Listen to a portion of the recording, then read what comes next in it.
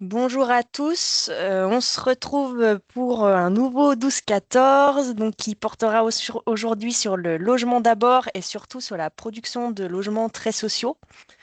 Pour rappel, en attendant que tout le monde puisse avoir un petit temps pour nous rejoindre, je vous rappelle les petites consignes habituelles. C'est tout à fait normal que vous n'ayez accès ni à votre caméra ni à vos micros. Cependant, si jamais vous avez des questions pendant les différentes présentations, vous n'hésitez pas à les poser soit à l'écrit dans le chat. Normalement, vous pouvez le faire dans les bulles en haut de votre écran qui s'appellent Q&R. Soit sinon, vous pouvez lever la main. Moi, je le verrai. Dans ce cas-là, je peux vous activer la possibilité d'activer vous-même votre caméra et votre micro. Donc les deux solutions sont possibles. Donc surtout, bah, n'hésitez pas pendant les interventions voilà, à écrire vos questions ou bien à lever la main qu'on prendra en fin de présentation.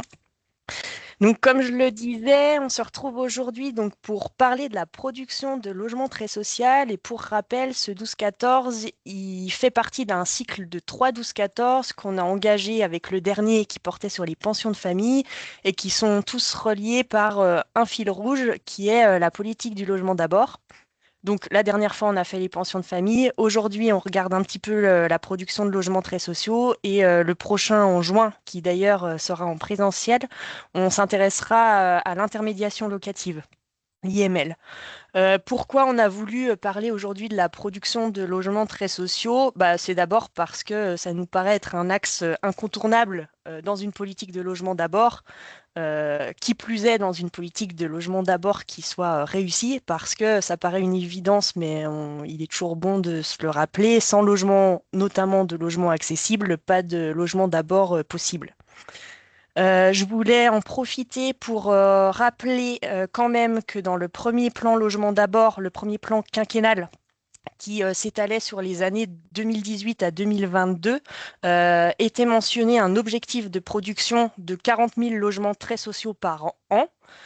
Sachant que cette production de PLAI, je reviendrai dessus juste après, mais cette production de logements très sociaux, elle est restée stable sans arriver à évoluer positivement sur cette période de 5 années.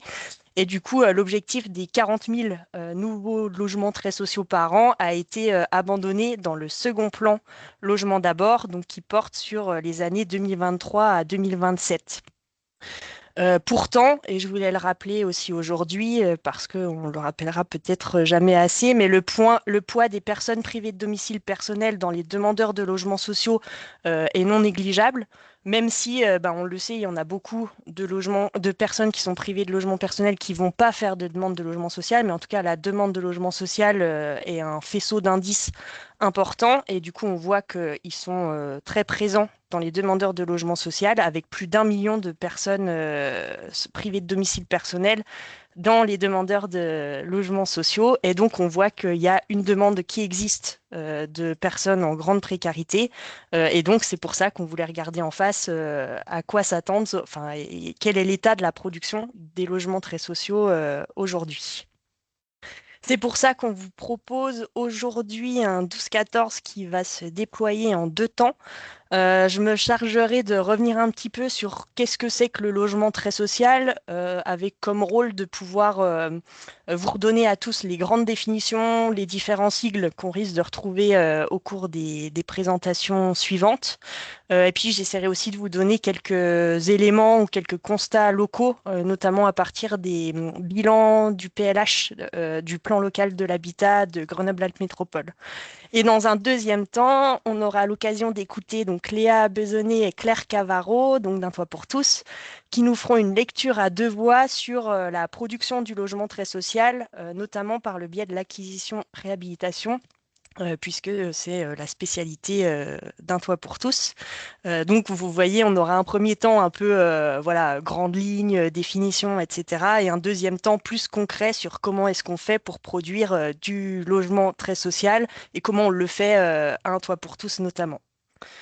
Et on aura un troisième temps où on ouvrira les échanges. Donc, comme je le disais en tout début de ce 12-14, n'hésitez pas à poser vos questions à l'écrit dans le chat pendant les présentations. Et sinon, à la fin, vous pourrez lever la main pour pouvoir poser vos questions à l'oral si vous en avez.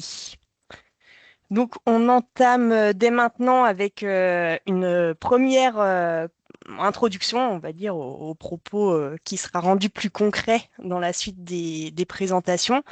Notamment, je voulais rappeler en premier lieu, donc, qu'il y a bien plusieurs niveaux de loyer quand on parle de logement social.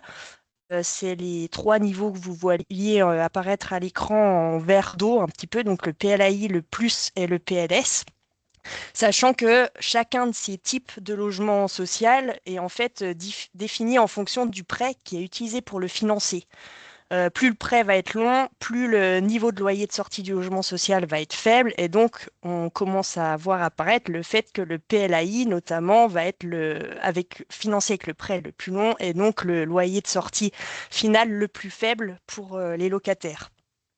Ce que je voulais aussi, enfin ce que cette diapo visait à vous montrer de façon un petit peu rapide, c'est qu'aussi chacun des types de logement social a des conséquences sur le public qui peut y accéder. Je vais y revenir, et aussi donc sur le loyer de sortie des différents logements proposés dans ces différents types. Le logement social à vocation très sociale, du coup, c'est le PLAI. Et PLAI parce qu'il est financé par ce qu'on appelle le prêt locatif aidé d'intégration, d'où son nom, du coup, PLAI. Et c'est des logements qui vont être attribués aux locataires qui sont en situation de grande précarité. Ensuite, au niveau du dessus, entre guillemets, on va avoir le plus, donc qui est lui financé par le prêt locatif à usage social et qui va représenter la plus grande partie, et j'y reviens juste après, des logements sociaux qu'on trouve actuellement dans le stock de logements sociaux. Et enfin, le PLS, financé par le prêt locatif social, qui est lui attribué à des locataires qui peuvent pas prétendre aux locations HLM du plus, mais qui peuvent pas non plus disposer de revenus suffisants pour se loger dans le parc privé. Donc, c'est le dernier niveau de logement social. Vous voyez donc que pour pouvoir prétendre entrer sur un type ou un autre de logement social, on a ce qu'on appelle des plafonds de ressources. Là, sur la diapo que vous voyez apparaître à l'écran, je vous ai mis un exemple, c'est les plafonds de ressources pour une personne seule en Isère, et je crois que c'était les plafonds 2025. Mais ces plafonds de ressources, ils changent en fonction de la composition du ménage. Donc là, c'est un exemple pour une personne seule, mais si vous êtes deux avec des enfants, ce sera un plafond autre que celui-ci. Mais l'idée, c'était de vous montrer et de redire encore une fois qu'en effet, le PLAI, ça va être le logement accessible avec le plafond le plus bas. Donc pour les personnes qui ont des ressources les plus précaires. Et du coup, ça me permet aussi de vous dire, et là vous le voyez à l'écran, que donc le plafond de ressources pour une personne seule en Isère pour accéder à un PLAI, c'était 12 759 euros par an en 2025, ce qui nous amène à peu près 1063 euros par mois pour une personne seule. Et pour vous donner un ordre de grandeur, en 2023, le seuil de pauvreté à 50% du niveau de vie médian était à 1073 euros par mois pour une personne seule. Donc c'était juste pour insister sur le fait qu'on est bien sur des publics qui sont considérés comme en grande difficulté et en situation de pauvreté pour ceux qui accèdent en tout cas au PLAI. Et enfin, c'était aussi un exemple basé sur le RPLS, donc pour une moyenne faite pour un T2 de 45 mètres carrés avec les différents loyers potentiels pour ce type de logement. Mais tout ça pour dire que les PLAIS vont être les logements qui sortent avec le loyer le plus faible, et puis ensuite viennent les plus, et puis ensuite les PLS. Mais en tout cas, ce qu'il faut retenir de cette diapo, c'est bien qu'on a différents types de logements sociaux dans le logement social et que le logement très social, ça va être le PLAI. Et vient s'ajouter une strate supplémentaire que j'avais pas mis dans cette diapo, mais dont on va parler ensuite. Donc je vais rapidement l'évoquer tout de suite. C'est le PLAI A, donc pour adapter, PLAI adapté, qui est en fait un champ spécifique du PLAI qui est monté en charge ce type de logement social depuis 2018 environ. Et en fait, le but du PLAI adapté, c'est d'avoir un loyer de sortie à des charges qui vont être maîtrisées pour garantir aux locataires qui rentrent sur ce type de logement un niveau de quittance qui va être un niveau de quittance très bas. va être aussi associé au logement une gestion locative adaptée et éventuellement un accompagnement ciblé sur l'accès ou le maintien du logement en fonction des besoins du locataire qui va accéder à ce logement-là. Donc, c'est un PLAI spécifique auquel on ajoute notamment donc cette dimension d'accompagnement, le PLAI adapté. Je voulais aussi ici vous remontrer un petit peu les quelques grandes tendances sur la répartition ou le poids de chacun des différents types de logements sociaux qu'on vient de voir dans le stock des logements sociaux sur deux territoires, donc j'ai mis l'Isère et Grenoble-Alpes Métropole.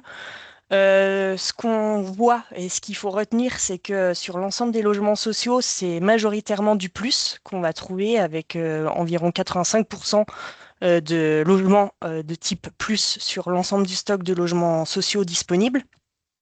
Ce qu'il faut noter aussi, là, ça n'apparaît pas sur la slide, mais c'est que le poids des PLAI, il augmente légèrement sur les dernières années, très légèrement, mais c'est quand même à noter.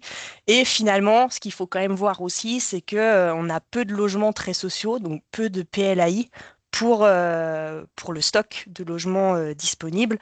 Or, si on regarde la demande de logements sociaux, on se rend compte que la demande pour des PLAI, elle est très importante, puisque si je prends les chiffres pareil à deux niveaux pour l'Isère et pour GAM, on se rend compte qu'on a une majorité de demandeurs de logement social qui sont sous les plafonds PLAI, que j'indiquais au tout début de l'introduction.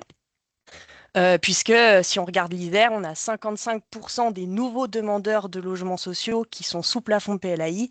Et si on regarde gamme, on est à 57% des nouveaux demandeurs qui peuvent prétendre à un PLAI parce qu'ils sont sous les plafonds pour ce type de logement. Or, et c'est aussi le moment de revenir un petit peu sur ce phénomène, alors un espèce d'effet ciseau qui est un effet ciseau dévastateur puisque on l'a vu, le stock de ces logements pourtant très demandés PLAI est faible, autour de 8% qu'on soit en Isère ou sur gamme. On sait aussi qu'on a un ralentissement de la construction neuve de logements sociaux sur les dernières années. Et par ailleurs, on sait aussi qu'on a une baisse de la mobilité résidentielle au sein du parc social, avec un turnover qui est de plus en plus faible et à moins de 10%. Ça veut dire qu'on a peu de libération de place au sein du parc social. En gros, une fois que les gens accèdent au parc social, ils y restent. Et du coup, on voit bien qu'on va avoir un phénomène d'embolisation un peu problématique au bout du compte, notamment sur ces PLAI qui sont un produit plutôt rare dans le parc de logement social.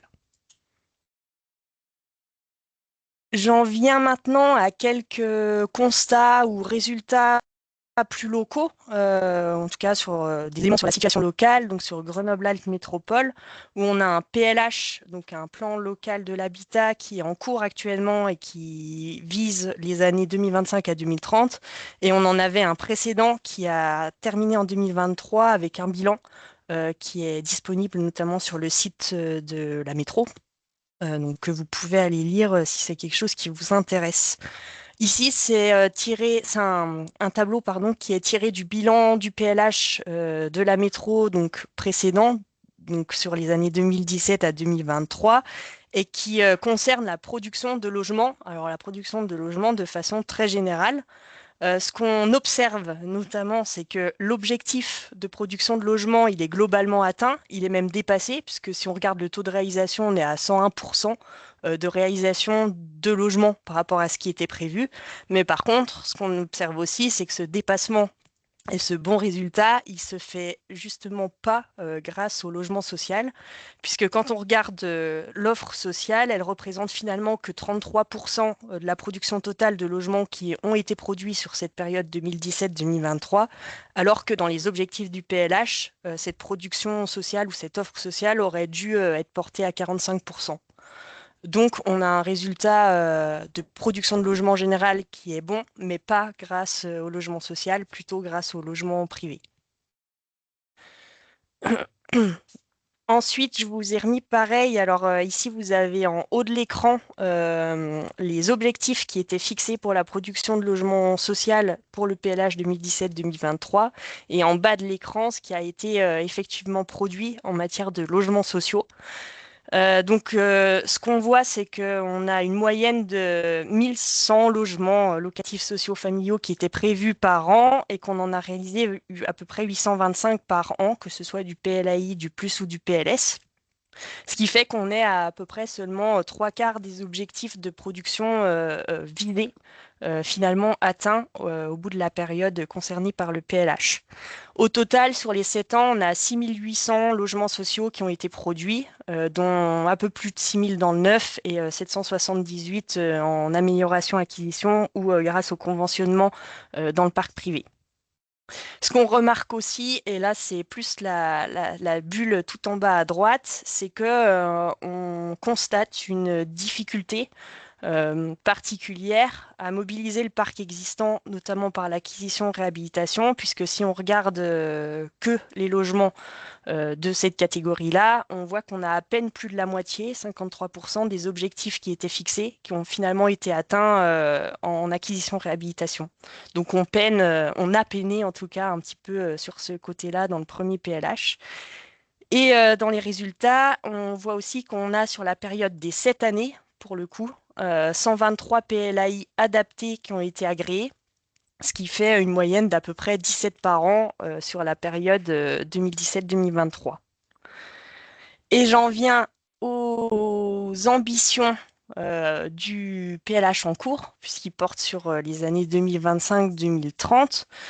Donc là, ce qu'on remarque et ce que met en évidence cette diapo, c'est qu'en fait, sur les objectifs de production globale de logements sociaux, ils sont à peu près, enfin, ils sont équivalents au PLH précédent, avec un objectif de 1100 logements locatifs euh, à produire, sociaux, pardon, à produire par an.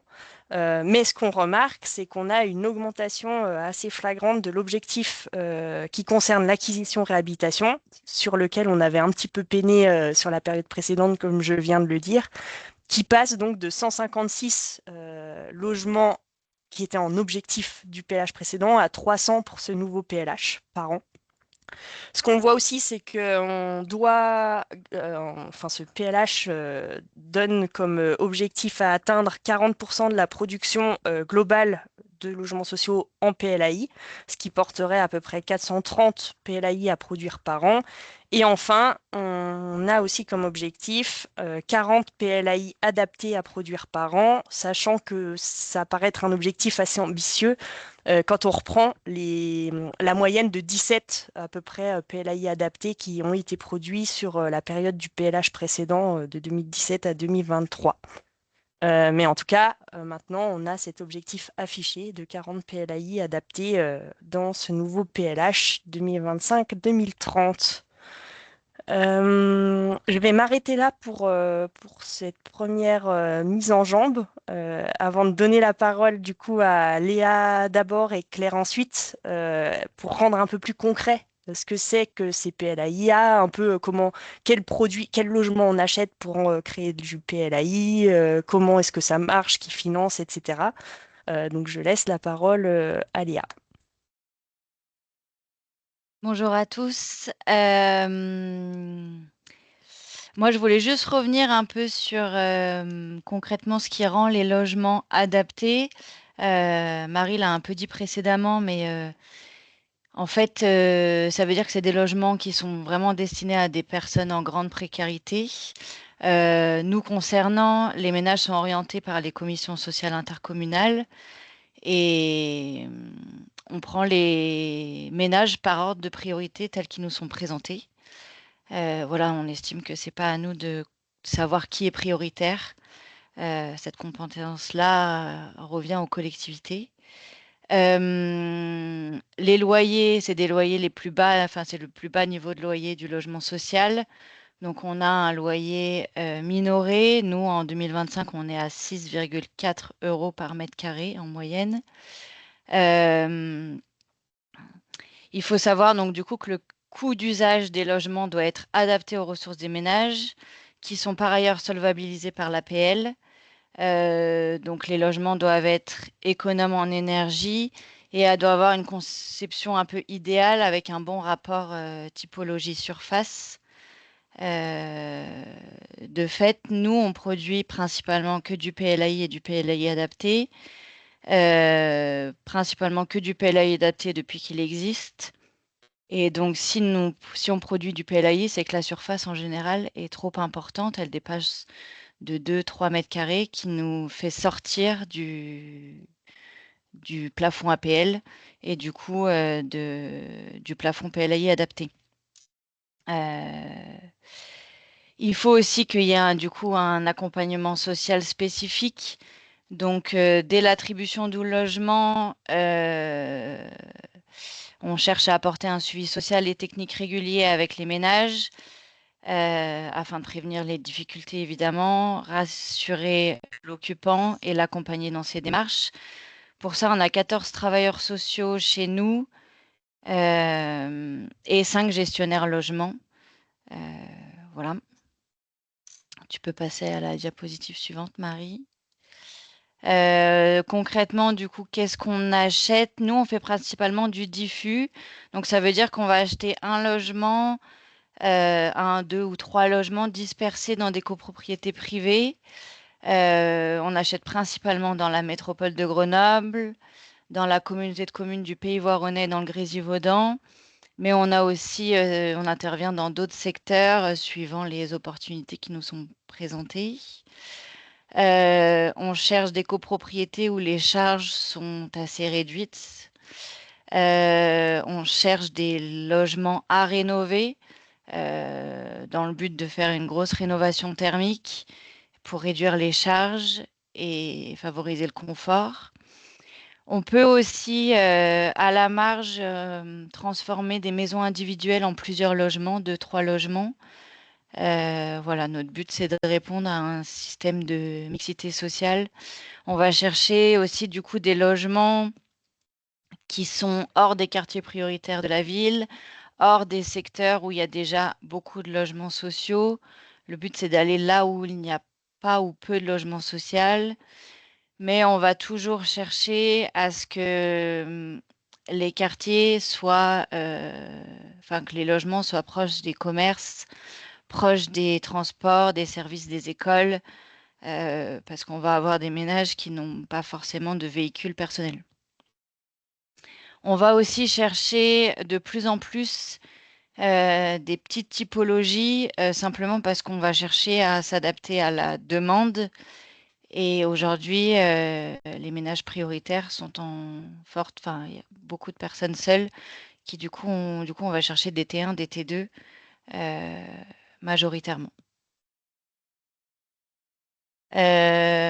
Concrètement, comment on achète, comment on finance? Parce que nous, on a un système assez particulier. Donc, on a une coopérative qui a été créée en 2006.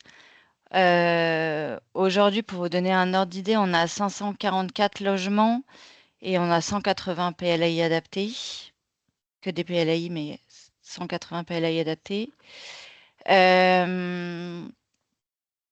On produit entre 30, enfin environ 30 logements par an en 100% acquisition amélioration.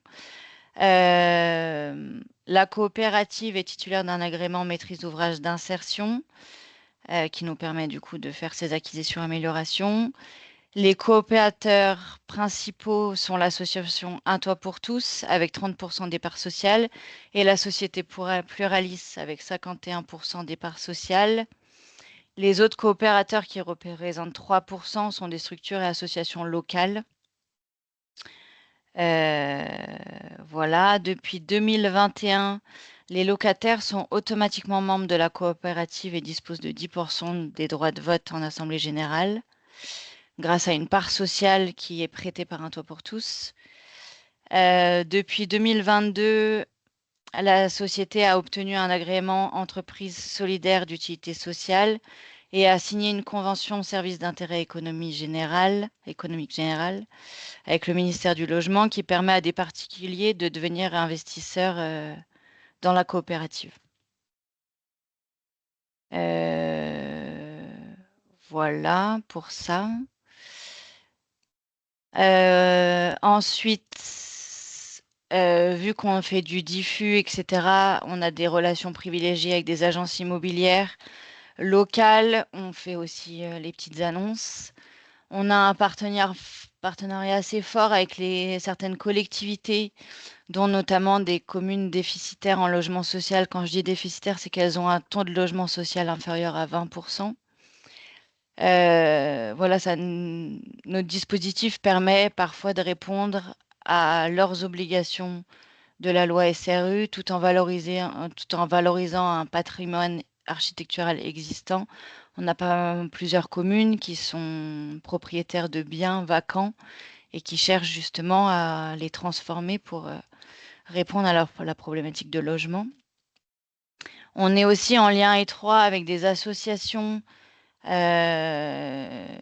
n'ont pas la compétence logement et qui viennent du coup nous chercher sur cette compétence-là, notamment la création d'habitats inclusifs.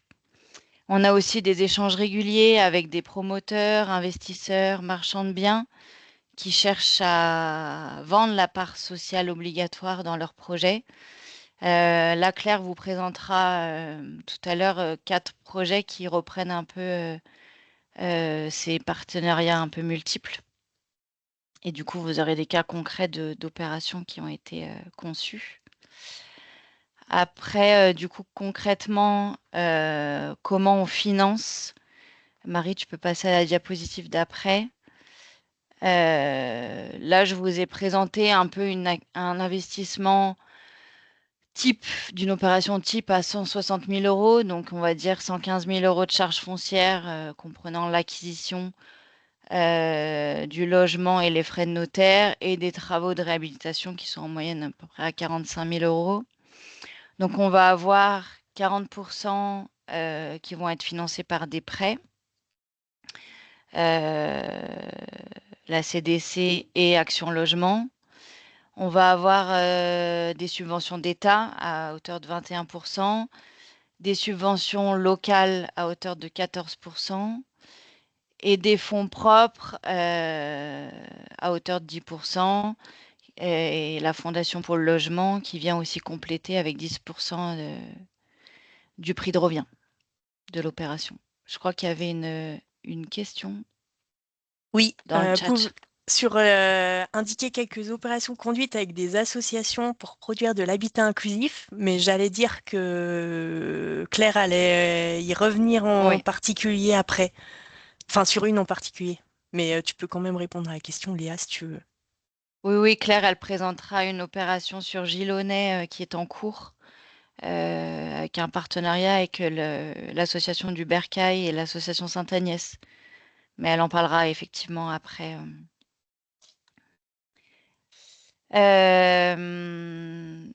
Donc voilà comment on finance. On a aussi, pour revenir sur le partenariat avec les collectivités, Marie, tu peux passer à la diapo suivante.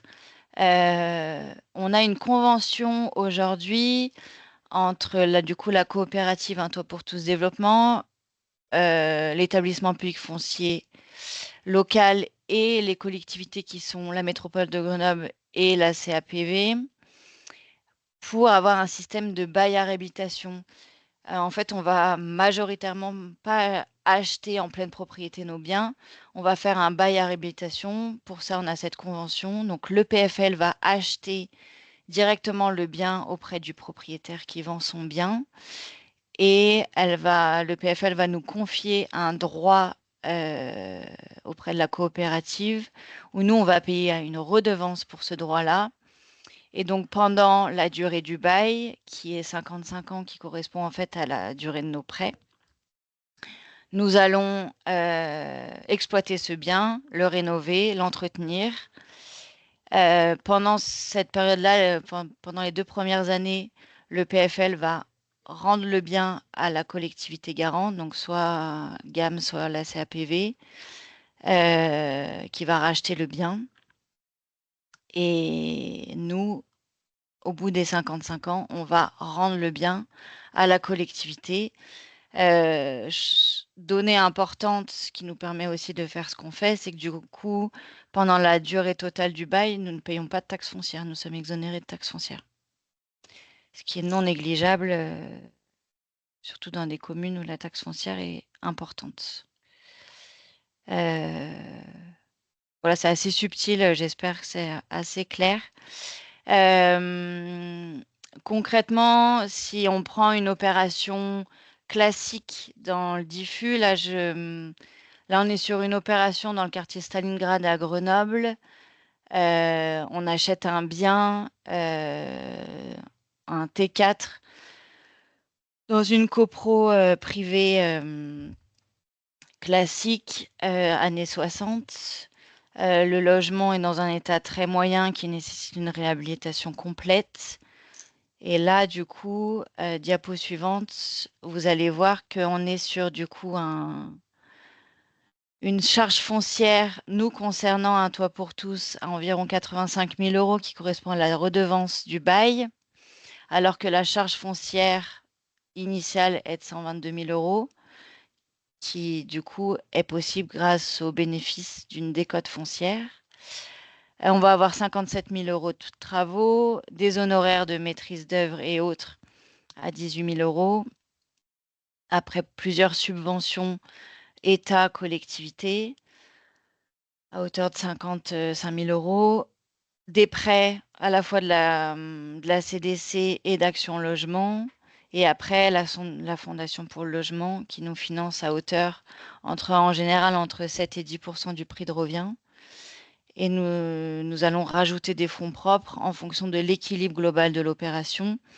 L'équilibre global de l'opération, il dépend de plusieurs facteurs qui vont être à la fois le taux avec lequel on arrive à emprunter, qui va fluctuer en fonction du taux du livret A, des subventions qui peuvent varier d'une année à l'autre. Voilà, donc du coup, nos fonds propres dépendent aussi de ces facteurs-là. Après, Merci. oui. J'allais dire, t'avais, Oui, j'avais t'avais fini, mais terminé. Ouais, ouais, j'allais dire merci. merci d'abord pour l'effort d'avoir rendu la présentation notamment des financements et de l'EPFL un petit peu pédagogique. En tout cas, ça m'a Oui. paru à moi qui connais pas trop le sujet compréhensible. Donc j'imagine que ça l'aura été aussi pour la plupart des gens qui nous écoutent. Donc d'abord, merci pour ça. Si je devais résumer rapidement, et tu me diras si ça te convient comme résumé, mais je Mhm. dirais, en t'ayant écouté, que donc on achète des logements plutôt petits, en tout cas on essaye, en copro, proches des services et à rénover, et on va revenir là-dessus tout de suite après avec Claire, que la question des partenariats m'a paru une évidence dans ton travail quotidien, notamment ben, avec les collectivités territoriales, mais aussi les agences IMO, le PFL, etc. Que le système de subvention pour avoir un montage financier qui se tient, bah, j'imagine que ça vous prend un petit peu de temps pour trouver l'équilibre nécessaire à ce que tout ça puisse être créé. Et le terme de bail à réhabilitation, qui est aussi peut-être une spécificité de la manière dont on fonctionne ou dont on achète un toit pour tous.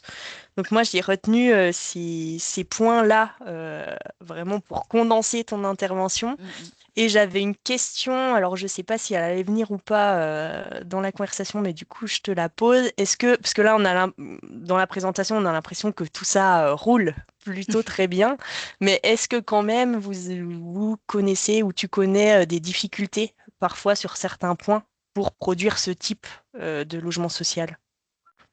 Oui, donc il y a deux choses, je dirais, qui peuvent compliquer un peu le système. On est tributaire du marché de l'immobilier local. Donc, si le marché est tendu, il va falloir qu'on soit très réactif. On achète sur le marché classique, hein, 99% de notre production, c'est ça. Euh, on achète du coup au prix du marché aussi. Donc, dans des communes où le foncier va être élevé, on va parfois ne pas pouvoir y aller. Ou alors, il va falloir qu'on ait un soutien complémentaire des communes, ce qui sont le cas dans certaines communes aujourd'hui.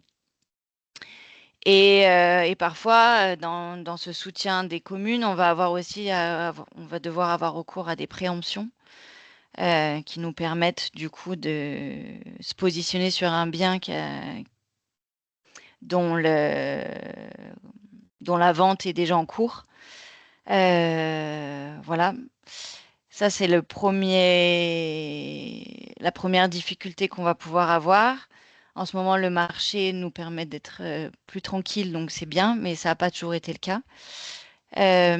Après, on fait que de la réhabilitation, donc ça, c'est le deuxième frein. On fait que de la réhabilitation et, comme je l'ai dit, la majorité de notre production, elle est dans des copros privés. Donc là, on va être tributaire des travaux de copropriété, des résolutions qui sont votées en assemblée générale. Donc, on n'a pas toujours la main sur les travaux qu'on va faire à l'intérieur des logements. Parfois aussi, on va isoler par l'intérieur un logement et 3-4 ans plus tard, on va payer une isolation par l'extérieur parce que la copro aura décidé de faire une isolation par l'extérieur. Donc, on va avoir bon, pour le coup, des logements surisolés, mais ça, c'est pas très grave. Aussi, on a du coup aujourd'hui aucun logement PMR parce que vu qu'on produit dans l'existant, et ben, on est confronté à 2 ou 3 marches à l'entrée des bâtiments, des ascenseurs en demi-palier, voilà des petites choses qui font que on n'arrive pas à faire du logement propre PMR. Et alors qu'on sait très bien qu'on a beaucoup de personnes en situation de handicap qui rentrent dans les plafonds PLAI. Voilà, donc ça, c'est un peu nos freins. Voilà, on fait avec l'existant. Du coup, on a des projets sur mesure et on est tributaire de, de l'existant. Voilà un peu ce que je dirais sur les petites difficultés qu'on peut avoir. Ok, merci. Bah, c'était intéressant, notamment sur ton dernier point sur les logements PMR et en tout cas accessibles pour des personnes en situation de handicap. Mm. Et ce sera peut-être du coup un enjeu dans les prochaines années ou pour les autres bailleurs. Et donc, je laisse la parole maintenant à Claire qui va nous rendre tout ça un petit peu plus concret grâce à la présentation de réhabilitation faite par Un Toit pour tous. T'as pas ton micro, Claire. C'est ce que je viens de remarquer. Bonjour à tous, désolé. Euh, Pardon. Du coup, moi, je vais juste donner deux, trois petites spécificités avant de rentrer clairement dans les exemples, qui seront au nombre de 4 aujourd'hui, avec ça représente à peu près les types de projets qu'on peut faire sur l'ensemble de notre parc. Du coup, la grosse spécificité qu'on a chez Un Toit pour tous, c'est qu'on a un bureau d'études internalisé, enfin intégré, du coup, à l'association. Donc, Léa, qui vous a présenté toute la partie financement, s'occupe de plutôt ce qu'on appelle de la maîtrise d'ouvrage. Moi, je m'occupe plutôt de tout ce qui est maîtrise d'œuvre. Et du coup, à la place de faire appel à des architectes extérieurs ou des bureaux d'études extérieurs, on fait tout en interne. Ce que ça nous apporte aujourd'hui d'avoir ça, c'est surtout de la réactivité sur notre parc et sur les financements, puisque du coup, on connaît très bien ce que souhaite le maître d'ouvrage. euh, et du coup, eh ben, on va plus vite dans les plans sur tout ce qu'on va appeler, nous, le diffus, donc tout ce qui est en logement en copro, pour faire simple. Du coup, ça nous apporte aussi une capacité d'adaptation, une maîtrise des coûts plus importante, puisque quand on connaît bien notre parc et qu'on connaît les travaux qu'on a à faire, euh, ça va plus vite. Ça nous permet aussi une bonne collaboration avec les entreprises avec qui on travaille très régulièrement. Du coup, on est très en lien avec eux. Ça, c'est une très grosse importance aujourd'hui aussi sur les économies d'énergie. Un des plus gros soucis qu'on a aujourd'hui en maîtrise d'œuvre sur les économies d'énergie, c'est la mise en œuvre et l'application de la réglementation et la mise en œuvre des matériaux.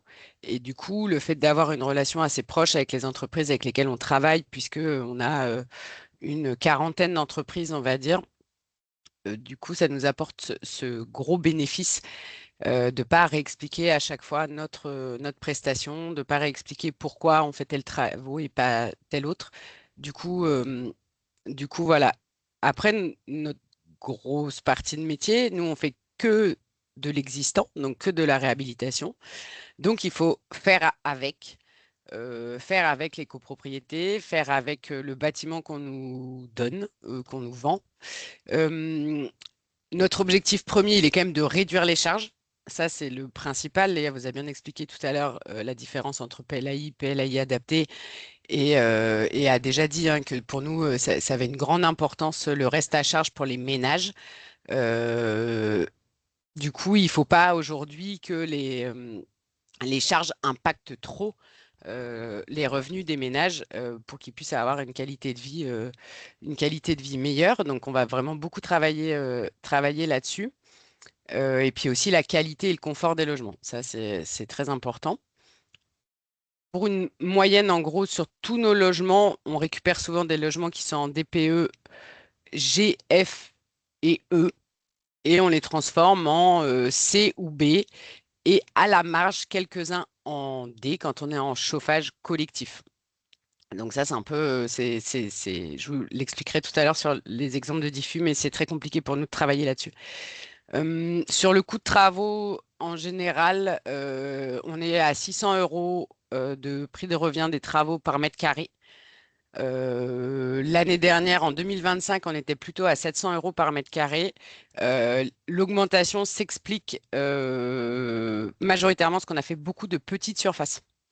Donc, ont été financés beaucoup de T2 pour répondre à une demande, en l'occurrence du PLH, comme tu disais, Marie, tout à l'heure. Mais du coup, l'incidence, c'est que voilà, le prix de revient au mètre carré est plus important puisqu'on fait le même type de travaux pour des plus petites surfaces. Euh, Nous, notre objectif, c'est vraiment d'aller travailler sur tout ce qu'on peut.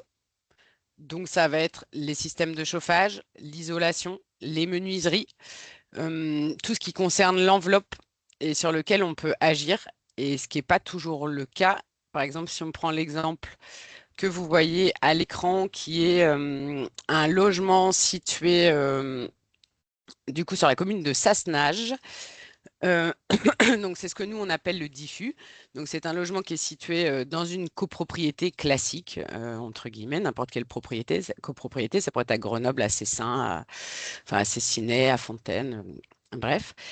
Du coup voilà, nous sur ce type de bien, alors là on est en chauffage individuel sur cet exemple, donc pour nous plutôt sur le papier ça part bien puisqu'on peut avoir un impact sur le système de chauffage. Du coup, on va essayer de mettre on met majoritairement des chaudières ventouses, euh, gaz, individuel gaz, système du coup qui a un bon rendement et qui du coup permet des économies d'énergie. Sur ce bien-là, on va pouvoir intervenir aussi sur les façades, mais uniquement sur notre logement. Donc, ce qui est très bien, puisque ça suffit pour passer en étiquette C, mais dans l'idéal, il faudrait pouvoir intervenir sur l'enveloppe du bâtiment. Sur cet exemple-là, on avait déjà des fenêtres performantes, donc on ne les a pas changées. Donc ça arrive de plus en plus fréquemment. Avant, automatiquement, on changeait toutes les fenêtres. Aujourd'hui, on récupère des logements avec déjà certaines performances énergétiques. Donc, du coup, on garde, parce que c'est pas le but. On n'est pas là pour absolument mettre des matériaux. Si les fenêtres sont de bonne qualité, qu'elles sont bien posées et qu'elles sont efficaces, on va les garder. Et du coup, on va utiliser l'argent pour isoler un peu plus. On a aussi des rez-de-chaussée sur lesquels il faut isoler les sols, des derniers étages où il faut isoler les plafonds pour qu'on soit dans un confort de vie, pour qu'il n'y ait pas de grosses déperditions de chaleur par ces endroits-là. Euh, Dans les copropriétés, on peut se faire refuser, Léa le disait tout à l'heure, les travaux qu'on souhaite, c'est-à-dire mettre une ventouse. La copropriété peut nous dire, bah non, on ne veut pas, nous, enfin, c'est interdit de percer la façade. Donc sur des petits logements de ce type, on va du coup partir sur du chauffage électrique, par exemple, qui fonctionne très bien. euh, et qui n'est pas plus énergivore que ça. Euh, du coup, on arrive avec une bonne pédagogie et une manière d'expliquer et des radiateurs programmables à des consommations qui sont assez faibles sur du chauffage électrique. Et, et du coup, on a eu quelques retours d'expérience et ça marche plutôt pas mal sur de la petite typologie. Donc, on s'y tourne de plus en plus, surtout que le prix du gaz augmente quand même beaucoup. Donc, du coup, voilà. Après, on peut avoir ce type de typologie avec du chauffage collectif. Et là, pour nous, c'est très compliqué puisque les DPE sont faits sur l'ensemble des bâtiments. Très peu de bâtiments ont des compteurs de calorifuge, donc ce qui fait qu'on ne peut pas décompter le chauffage utilisé par les locataires. Donc ça, c'est très compliqué et on est quand même sur un parc avec des chauffages collectifs aux chaudières très vieillissantes. Du coup, ce qui a un gros impact aussi sur le patrimoine et les coûts des travaux sur les logements dans le futur. Et du coup, peu d'impact en chauffage collectif sur les travaux. Donc c'est pareil, on isole plus, on met des fenêtres plus performantes. Là, du coup, on va vraiment essayer d'aller chercher, on met des ventilations mécaniques contrôlées. On essaye d'aller chercher vraiment des kilowattheures par mètre carré pour pouvoir que les locataires aient un reste à charge vraiment euh, faible. Euh, Après, on fait toujours le même type de travaux. On travaille aussi sur les économies d'eau, du coup, avec des mitigeurs, des chasses de double débit, voilà. Et on travaille aussi sur le confort d'été qui aujourd'hui devient une problématique quand même importante. Pareil, en copro, sur cet exemple-là, toujours difficile puisqu'on doit avoir l'autorisation de la copropriété pour mettre des volets roulants, par exemple, qui sont beaucoup plus efficaces que des persiennes métalliques. Du coup, tout ça, c'est un peu, on est un peu contraint. Donc, on va beaucoup défendre les projets. C'est aussi l'avantage d'avoir la maîtrise d'œuvre, le bureau d'études en intégré, c'est que du coup, on va nous-mêmes défendre les projets en AG de copro ou avec les collègues du service de l'EA pour que ça passe et expliquer pourquoi on le fait. Du coup, voilà. En gros, sur le diffus. Après, on va passer sur une opération. Tududum. Opération un peu particulière. Donc là, c'est dans le Grésivaudan, un territoire où on n'a pas beaucoup de logements, mais on en fait quand même un peu et toujours un peu des. On fait pas de classique là-bas, on fait forcément des opérations un peu plus complexes. Donc dans ce cas-là, on a récupéré. En fait, il y a une ancienne ferme qui a été transformée en habitat partagé de 9 logements et du coup, dans l'obligation SRU, ils devaient faire un logement social.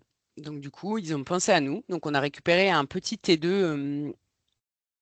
Donc eux, ils avaient fait toute la coque. Donc l'enveloppe, clos couvert. Donc on est protégé du vent, on est protégé des intempéries. Et maintenant, à nous d'aller l'isoler et faire la réhabilitation intérieure du logement. C'est pas. Ici, on va vraiment travailler système de chauffage. Donc là, on est sur de l'électrique aussi. Du coup, puisqu'il n'y a pas de gaz sur l'opération. Donc, et on n'avait pas possibilité de mettre une pompe à chaleur. Puisqu'on n'a pas du tout de foncier, on récupère juste vraiment le logement. Ça, c'est une de nos aussi de nos problématiques. C'est que du coup, comme on achète en diffus, on a très peu de foncier, on récupère très peu de jardins. On a souvent des bâtiments ou des appartements où on n'a pas la possibilité de mettre des pompes à chaleur. Euh, du coup, euh, du coup, sur ce type de logement, petite surface, on va passer sur de l'électrique performant et bien programmable surtout. Et ça, c'est important. C'est important, puis ce qui est important aussi, c'est d'aller faire de la pédagogie après avec les locataires pour bien leur expliquer. Et ça, c'est le rôle de nos collègues gestionnaires avec qui on est beaucoup en lien, qui vont aller bien expliquer les thermostats, comment ça fonctionne, les têtes thermostatiques, comment ça fonctionne, le réglage, de ne pas mettre trop fort le chauffage, même si on sait que du coup, ce qu'on préconise n'est pas toujours respecté, mais ça permet des économies d'énergie et donc de ne pas dépenser trop d'argent dans les frais de chauffage. Donc celui-là, voilà, en gros, on a 60 000 euros de travaux. On a un peu de gros œuvre quand même à faire puisqu'on a, du coup, le projet a changé par rapport à l'origine de ce qui était prévu. Donc voilà. Après, on a des grosses réhabilitations. Donc ça, c'est sur la commune de Vorep. On avait récupéré 2 maisons via la CAPV. Du coup, qu'on a réhabilité. Donc sur la gauche, vous les voyez avant, sur la droite, après. On a, c'est les couleurs qui ont changé, mais autrement. Comme ça, on n'a pas l'impression qu'il y ait eu beaucoup de changements. Sur celle-là, pour nous, ce qui est intéressant, c'est qu'on peut travailler l'enveloppe globale. On est propriétaire de l'ensemble des murs, on partage rien, on n'a pas à faire voter avec d'autres gens des travaux. Du coup, on travaille vraiment sur la performance. Sur ceux-là, on est parti sur une isolation par l'extérieur, puisqu'on pouvait travailler l'enveloppe complète. Et là-bas, on avait la possibilité de mettre des pompes à chaleur. Donc, on est parti sur des pompes à chaleur, des fenêtres toutes neuves, une isolation de toiture, puisqu'on a refait l'entièreté des toitures. Voilà, celui-là, il est un peu isolé. Il a une petite coque d'isolation autour de lui.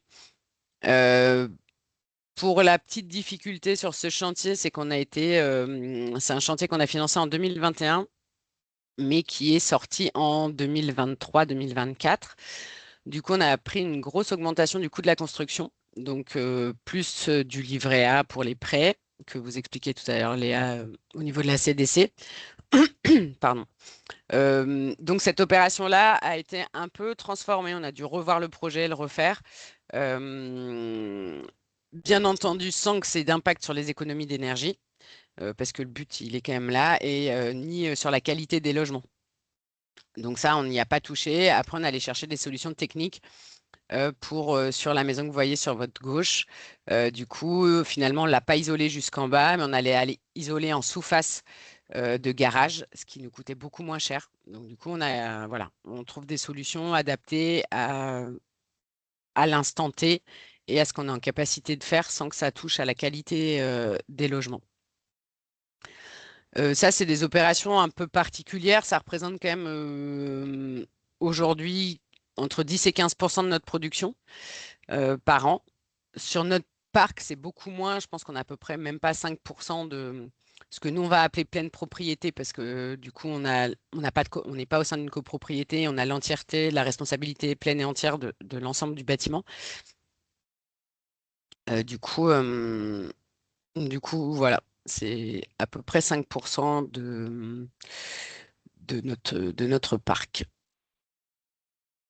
Et la dernière opération, du coup, que je vais vous présenter, donc je vais essayer de répondre à la question, du coup, sur l'habitat inclusif. Donc, cette opération-là, c'est l'association Le Bercail Paysan, qui est venue chercher un toit pour tous il y a 3-4 ans. Le Bercail Paysan est une association de parents de jeunes neuroatypiques, jeunes adultes ou adultes neuroatypiques, qui fonctionne aujourd'hui avec Sainte-Agnès pour un projet qui s'appelle La Grange Service Accueil de jour. Donc aujourd'hui, parce que là, les travaux sont en cours, donc du coup, ils ont été délocalisés pour un petit moment, mais en fait, ce service d'accueil de jour la grange fonctionne avec une ferme qui est portée par Terre de Liens, qui est située juste en face de la bâtisse qu'on voit en photo. Donc on traverse la route et en face, il y a une ferme.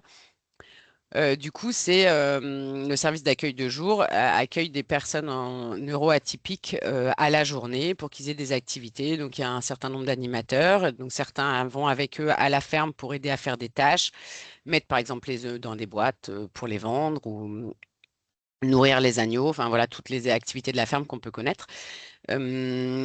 Et du coup, de cette association de parents et du projet du SAGE est arrivée la volonté de créer un habitat inclusif. Du coup, le Bercail Paysan est venu rencontrer un toit pour tous pour qu'on étudie l'opération et voir si c'était faisable en leur rachetant du coup la grange dont ils étaient propriétaires et de faire l'habitat d'un côté et la grange service accueil de jour de l'autre. Et du coup, on a travaillé sur cette opération-là, donc ça fait quand même 4 ans qu'on travaille dessus, du coup en partenariat avec ces deux associations, pour lequel du coup on est aussi beaucoup allé voir les financeurs, enfin, particulièrement Arthur, notre directeur, qui a beaucoup travaillé avec eux. Et puis nous, on a travaillé sur le projet en parallèle de voir si techniquement c'était possible, est-ce qu'on arrivait à créer assez de surface, combien de chambres on pouvait créer. Leur volonté, c'était 8, donc on a réussi à en créer 8. Du coup, c'est un toit pour tous, enfin du coup, territoire qui a l'ensemble de la maîtrise d'œuvre et des logements et de l'accueil de jour. Du coup, c'est aussi plus facile au niveau de l'organisation des travaux. Là-bas, on était sur un bâtiment un peu complexe et particulier puisque c'est un bâtiment en pisé. Donc, on est dans le Nord-Isère. C'est pas du tout notre cœur de métier. Nous, on connaît bien les bâtiments des années 60, ça, il n'y a pas de problème. Celui-là, c'était un peu particulier, mais du coup, très chouette projet, très belle utilité finale. Du coup, on s'est un peu armé de d'autres bureaux d'études pour pouvoir travailler correctement le projet, et entre autres un bureau d'études structure. Puisque là, on détruit quand même pas mal de choses, donc il y a beaucoup de choses à reconstruire. Il y avait toute une façade à refaire. Euh, du coup, voilà, donc tout ça, c'est travailler ensemble. Pareil, on travaille exactement sur les mêmes choses, qui sont les économies d'énergie. Voilà, on a les mêmes problématiques. Et du coup, là-bas, comme on a aussi un bâtiment entier, c'est beaucoup plus simple. Donc là, c'est pareil, on sera sur des pompes à chaleur, pas d'isolation par l'extérieur parce qu'impossible sur le pisé. Du coup, toute isolation par l'intérieur. On essaye de garder aussi le cachet du lieu. Donc, on a tout un mur ossature bois qu'on a remonté, que vous voyez sur la photo de droite, où il y a une glycine d'origine qu'on a conservée, puisque c'était important pour nous, de garder aussi l'esprit du lieu, puis qui sert énormément pour le confort d'été, puisque les glycines sont très feuillues l'été, et du coup, ça peut éviter de rajouter des casquettes sur les bâtiments, et surtout que ça apporte une façade fraîche. Et du coup, ça, c'est très, très important. Donc voilà, on a essayé de garder un peu tout ce qui était intéressant et bien déjà dans le projet, et de tendre vers du mieux pour que ça puisse, pareil, avoir un coût de revient pour les ménages vraiment faible. Euh, donc voilà, je vois plein de questions passer. Ouais, tu peux les voir du coup? Ou je Je les les vois, ouais. relis? Ouais. Et on avait une sur une mesure a priori qui devrait Mm. sortir ou qui est sortie sur les chaudières au Mm. gaz et donc savoir comment est-ce qu'on Mm. va faire.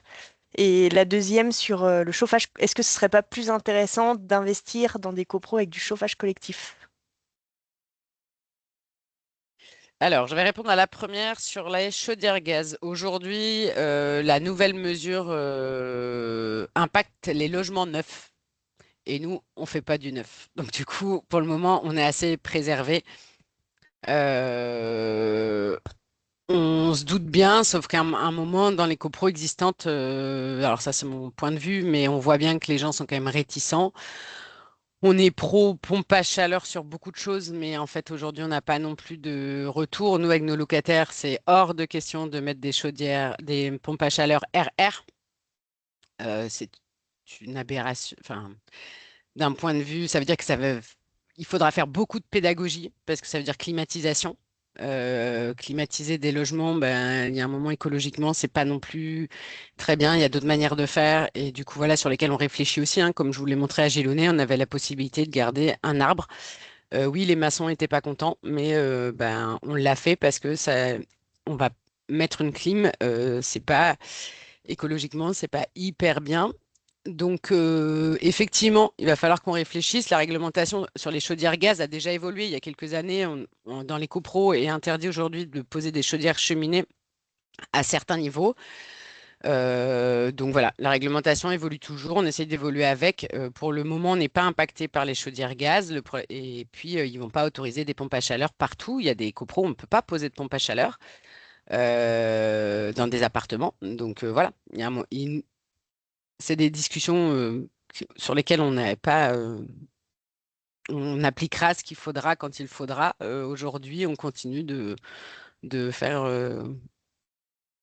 dans la réglementation, et du coup de poser des chaudières à gaz.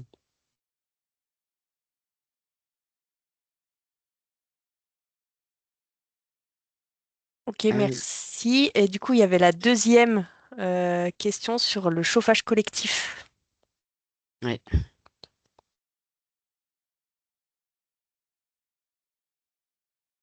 C'est une question avec une double ouais, négation, donc il tout à faut la fait. lire dans le bon sens. Merci Gilles. Du coup, je sais pas, c'est peut-être Léa qui devrait plus répondre à cette question que moi, puisqu'elle s'occupe de la prospection. Après, il y a En fait, c'est tout, ça dépend vachement de type de chauffage collectif aussi qu'on peut avoir. Aujourd'hui, quand on est au chauffage urbain, ça marche hyper très bien. Les charges sont pas très élevées pour du chauffage collectif. Euh, Après, à partir du moment où dans la prospection et dans le financement de l'opération, on arrive à prendre en compte le fait que peut-être la chaudière qui a 50 ou 60 ans, il va falloir la changer dans pas longtemps. Du coup, effectivement, mais ça, c'est pris dans les opérations, c'est-à-dire qu'on provisionne dans chaque opération, et je pense qu'il me semble que Léa l'a dit tout à l'heure, mais dans chaque opération, on provisionne des travaux de copro. On le sait, ça peut être un ravalement de façade, ça peut être un changement de chaudière. Aujourd'hui, on sait très bien que dans beaucoup de copros sur Grenoble qui datent des années 60, on a de plus en plus de colonnes montantes qui fuient. Donc, on sait que c'est des choses sur lesquelles on va devoir payer des travaux et c'est de plus en plus régulier. Mais pour le coup, c'est sur le collectif complet. Il n'y a pas que la question du chauffage collectif qui, effectivement, est une grosse part. Mais la quote-part, au final, d'un toit pour tous ou une chaudière tous les 20 ans, la question se pose aussi en individuel. Donc, normalement, c'est provisionné dans les opérations. Oui, je complète, c'est effectivement provisionné dans les opérations. Aujourd'hui, on cherche à faire à peu près moitié chauffage individuel, moitié chauffage collectif. Se restreindre à uniquement du chauffage individuel dans la production, ça réduit encore nos marges de manœuvre et nos implantations. Voilà, on provisionne, on sait qu'on prend un risque sur certaines copros où il y a par exemple un chauffage collectif par le sol ou potentiellement dans quelques années, il va falloir tout reprendre le système. Mais voilà, on souhaite quand même des fois s'implanter dans des endroits où le chauffage est collectif. Et après, on a une autre question qui est apparue entre-temps. Alors, je vais vous la lire comme je la comprends moi, mais que la personne qui l'a posée n'hésite pas à compléter ou à nuancer ou faire évoluer mon propos. Moi, la façon dont je la comprends, c'est de savoir si, comme on l'a dit, c'est pour les PLAI A et PLAI sont pour des ménages très en grande précarité.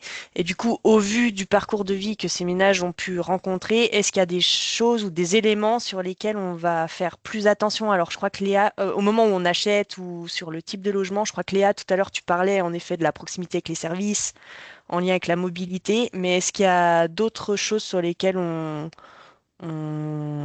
regarde avec un peu plus de détails?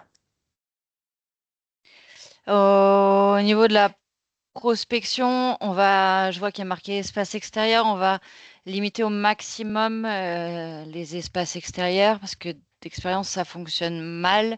On va chercher à ce qu'il y ait un espace extérieur, mais assez restreint pour éviter qu'il y ait des grosses charges d'entretien, soit pour le locataire directement, soit en charge où on va faire intervenir du coup des prestataires extérieurs et ça va augmenter les charges. On s'arrange systématiquement pour mettre des rangements dans chacune des pièces pour éviter ce que le locataire ait à acheter des armoires, etc. Donc, on va au maximum mettre des placards déjà aménagés dans les logements. Voilà, principalement. Je sais pas Après, il y si... a ouais, une autre chose, par exemple, puisqu'on parle chauffage collectif, là, une des choses qu'on fait quand on est en chauffage collectif, on coupe le gaz des logements pour éviter un double abonnement. Du coup, un abonnement gaz uniquement pour la cuisson. Alors, il y a quelques années, ça posait énormément de problèmes. Les locataires aimaient pas du tout et beaucoup ramenaient des gazinières à l'intérieur des logements. Euh, mais quand on leur fait ça, on leur fournit une cuisine équipés avec plaques et fours, parce que pour pas qu'ils aient à racheter des équipements juste pour ce logement-là. Le but est vraiment de réduire les charges et du coup, on essaye d'adapter nos prestations euh, et les logements effectivement au public qu'on loge. Après, ça reste quelque chose de vaste puisqu'on ne connaît pas chaque ménage, chacun a des usages de vie qui sont complètement différents. Du coup, on fait au mieux.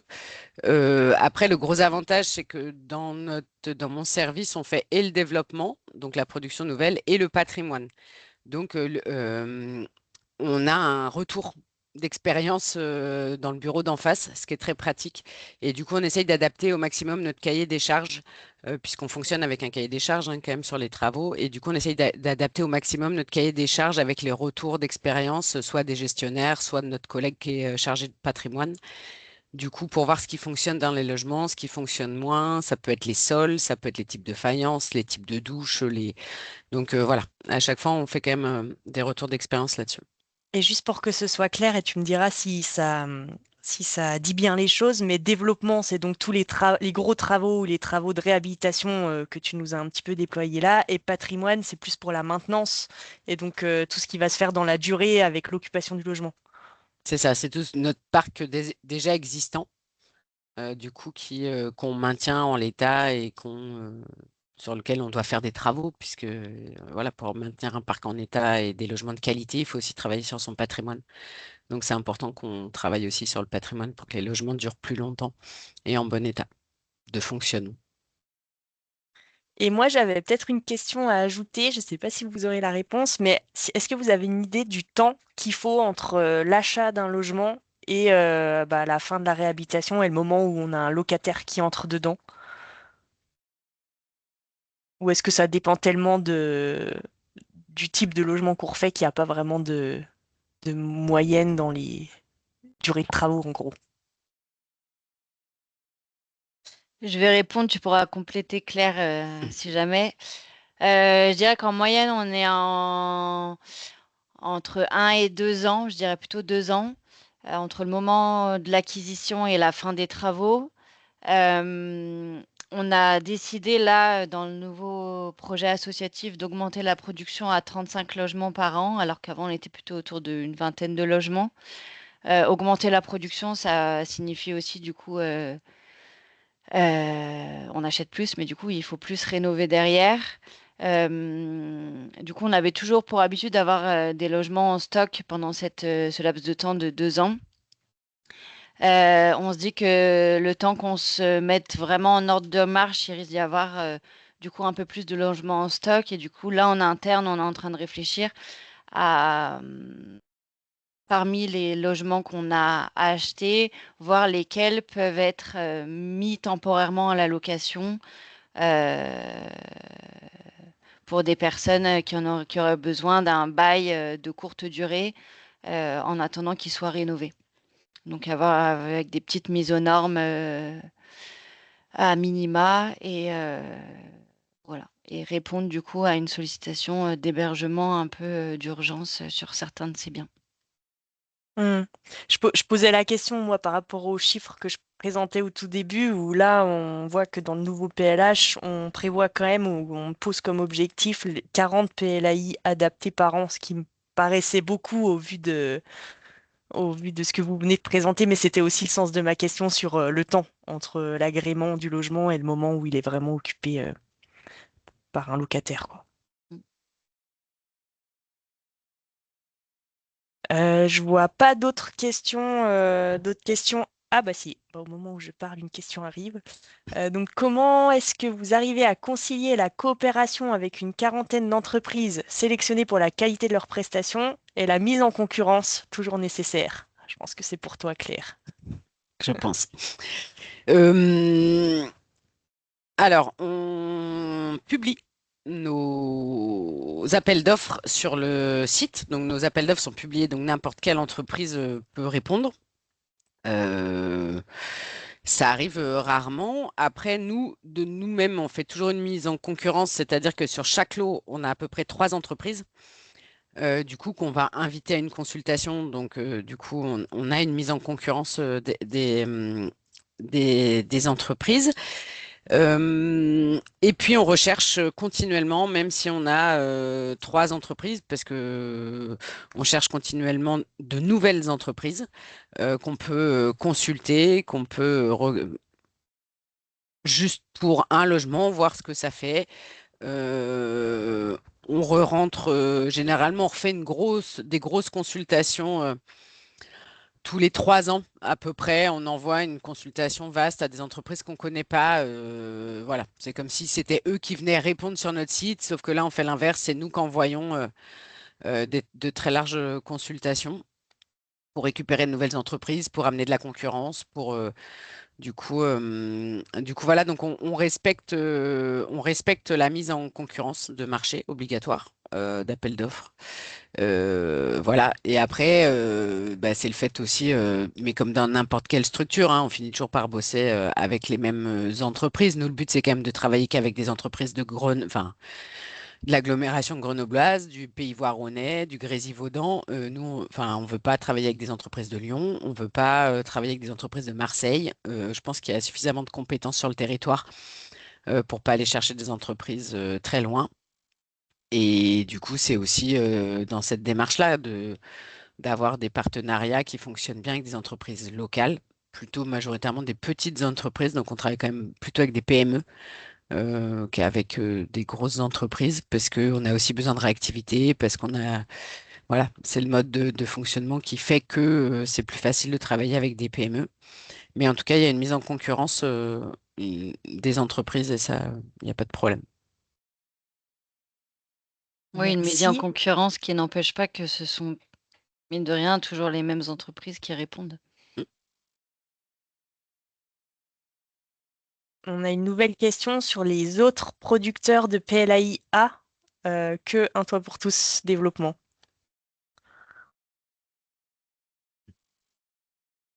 Je pense Je crois qu'il n'y en a pas. qu'on peut. Ou peu. En tout cas, on est le plus gros producteur de PLAI adapté en Isère, ouais. Enfin, en tout cas sur le secteur, sur les secteurs métro, CAPV. Merci. Je vois pas d'autres questions arriver. Donc je pense qu'on va pouvoir clore ce 12-14. Merci en tout cas surtout à Léa qui a fait ce gros effort de pédagogie sur les subventions et merci à toi Claire pour la présentation des résultats concrets. Peut-être que pour les mots un peu clés qu'on peut retenir, pour toi, Claire, j'avais fait l'exercice pour la présentation de Léa, mais du coup, je vais le faire aussi pour la tienne. Donc moi, je retiens notamment réactivité avec à la fois l'internalisation au sein d'un toit pour tous de la maîtrise d'œuvre et de la maîtrise d'ouvrage, et aussi avec la collaboration qu'on peut avoir avec plein d'entreprises, comme ça a été rappelé, et notamment avec la dernière question. Je retiens aussi le faire avec, particulièrement dans le diffus avec l'éco-pro. Voilà. Et puis, évidemment, la maîtrise des coûts, la réduction des charges et le confort énergétique et le rendement énergétique qu'on cherche à avoir au plus, au mieux. Eh ben, en tout cas, merci beaucoup à tous et puis à la prochaine pour le prochain 12-14 qui sera donc en présentiel le prochain. Bonne journée. Bonne journée. Merci, bonne journée à tous.